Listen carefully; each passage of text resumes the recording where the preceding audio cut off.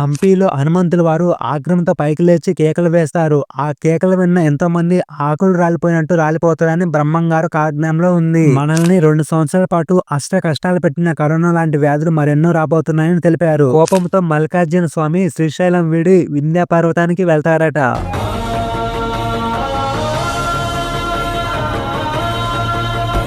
పోతులూరి వీరబ్రహ్మం గారు వీరి కాలజ్ఞానంలో చెప్పినవి ఎన్నో జరిగాయి, ఎన్నో జరగబోతున్నాయి కూడా.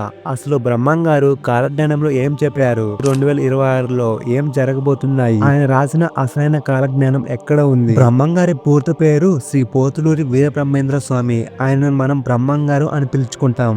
బ్రహ్మం గారు కాలజ్ఞానంలో చెప్పినట్టు ఎన్నో యంత్రాలు వస్తాయి, కానీ చావు పుట్టుకలను ఎవరు ఆపలేరు, వాటిని ఏవి సృష్టించలేవు. అది నిజమే. ప్రస్తుతం మనం ఎన్నో టెక్నాలజీస్ చూస్తున్నాం. ఏఐ ఇంటెలిజెన్స్ తో అధునాతనమైన రోబోట్స్ ని తయారు చేశారు. ఎన్నో యంత్రాలు తయారు చేస్తూనే ఉన్నారు, కానీ మనిషి పుట్టుక ఇచ్చే యంత్రం రాలేదు. పోయిన ప్రాణాన్ని తిరిగి తెచ్చే యంత్రాంగాలు అంత టెక్నాలజీ ఇంకా రాలేదు. నిజం చెప్పాలంటే ఇటువంటివి తీసుకురావడం అసాధ్యమే అని చెప్పాలి. ఈ రకాల పండ్లు కూడా రసాయనాలతో పూర్తిగా కాలుష్యమైపోతాయని బ్రహ్మం గారు వారి కాలజ్ఞానంలో తెలిపారు. ఇది నిజమే. ఈ కాలంలో కల్తీ లేని పండ్లు దొరకడం కూడా కష్టమే అని చెప్పవచ్చు. భారతదేశం ప్రపంచంలోనే అగ్రదేశంగా నిలుస్తుందని చెప్పారు. యుద్ధాలు, భూకంపాలు వంటి వచ్చి ప్రపంచం బాగా పాడవుతుందని చెప్పారు బ్రహ్మం గారు. కపట యోగులు మరి బాబాలు చెప్పుకునే దొంగ బాబాలు ఎక్కువ అవుతారని వారి కాజ్ఞానంలో చెప్పారు బ్రహ్మం గారు. మనం ఇటువంటి వారి గురించి, వారు చేసే మోసాల గురించి వార్తల్లో చాలా సార్లే విన్నాం. భార్య మరియు భర్త ధనం కోసం ఒకరినొకరు వేధించుకుంటారు. ఇలాంటి వార్తలు మనం రోజు వింటూనే ఉన్నాం. అడవి మృగాలు అడవి ప్రాంతాన్ని వదిలి నగరంలోకి వచ్చి మనుషుల్ని బాధ పెడుతుంటాయి.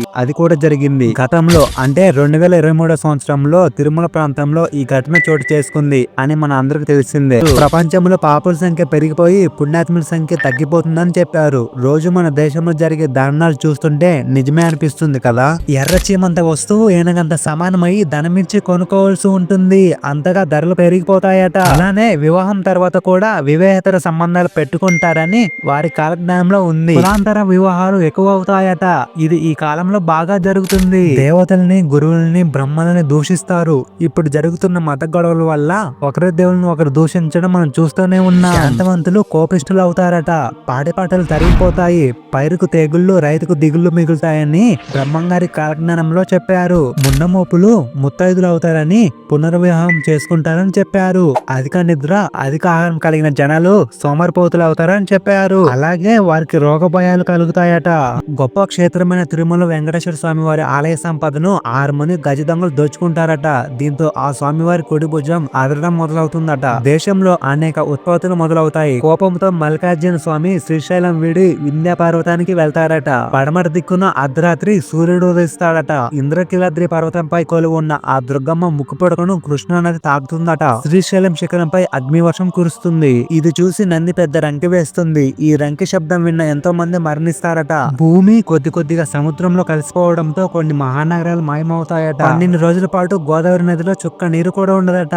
13వ రోజు పెద్ద వరదలు వస్తాయని చెప్పారు బ్రహ్మం గారు. హంపీలో హనుమంతుల వారు ఆగ్రహంతో పైకి లేచి కేకలు వేస్తారు. ఆ కేకలు విన్న ఎంతో మంది ఆకులు రాలిపోయినట్టు రాలిపోతారని బ్రహ్మం గారు కాజ్ఞంలో ఉంది. మనల్ని 2 సంవత్సరాల పాటు అష్ట కష్టాలు పెట్టిన కరోనా లాంటి వ్యాధులు మరెన్నో రాబోతున్నాయని తెలిపారు. కొన్ని వ్యాధులకి డాక్టర్లు సైతం మందులు లేదా పరిష్కారం కనిపెట్టలేరని చెప్పారు బ్రహ్మం గారు. ఇలా ఇంకా కలియుగం గురించి, అలాగే జరగబోయే విషయాలు కూడా బ్రహ్మం గారు వారి కాలజ్ఞానంలో వివరించారు. బ్రహ్మం గారు రాసిన కాలజ్ఞానంలో తాళపత్రాలు కొన్ని మనకు తెలిసినా కొన్ని ఇప్పటి వరకు రహస్యంగానే ఉన్నాయట.